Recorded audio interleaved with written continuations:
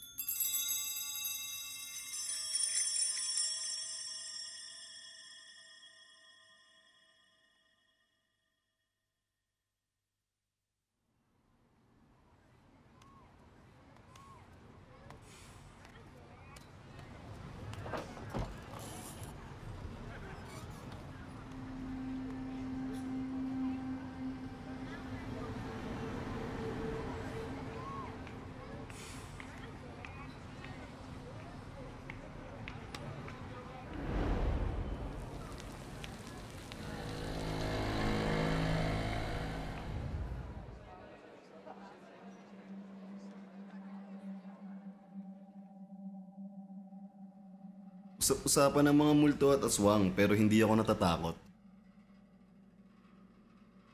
Dito ako pinanganak.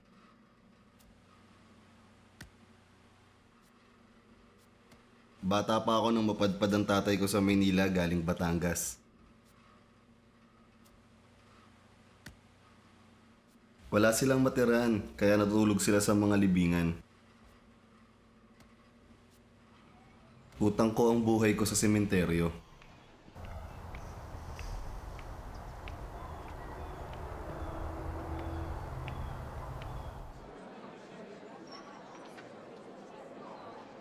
Hindi kami mayaman, pero may court kami.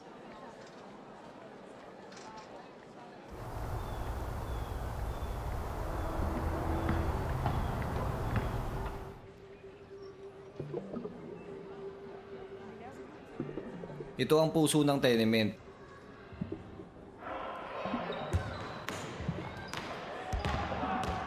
Kaya lumalabas ang lahat kapag dinidepensahan namin ang teritoryo namin. Naglalaro kami para sa kanila. Kapag may mga umahamong tagalabas, ang pustahan ay 5 piso, ice tubig o family size na coke. Karangalan na nakataya rito.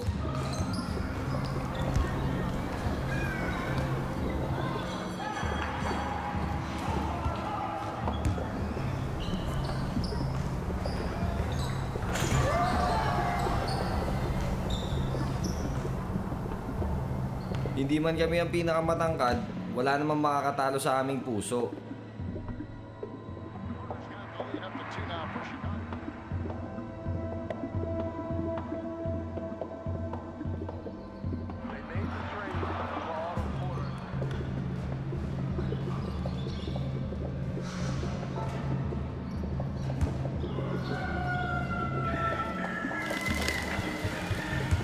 Baliwala sa amin kung umulan o malikabok ang court.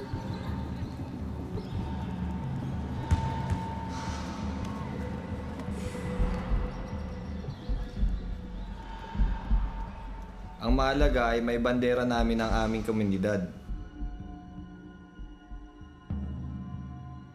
Tungkol ito sa pag-iiwan ng marka sa konkreto. Gusto naming maalala.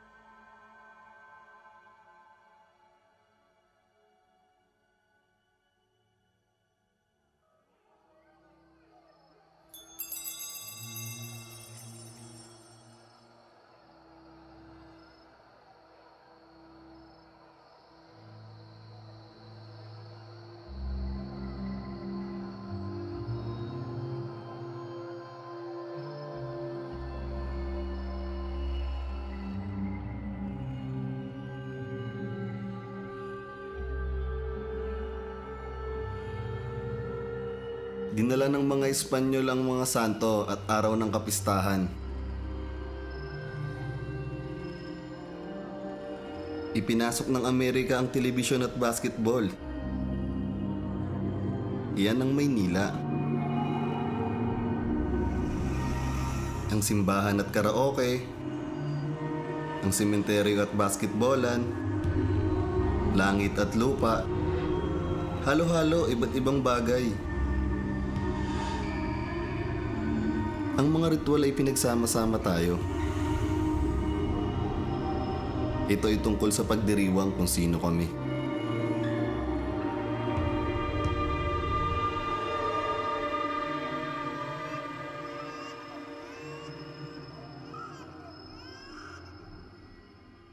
Hindi magtatagal. Sasamahan mo ako sa ilalim ng puno ng balete. Ngayon, dapat mo pa rin ng mga anak mo ang pangako. At ikaw rin ay muling mabubuhay.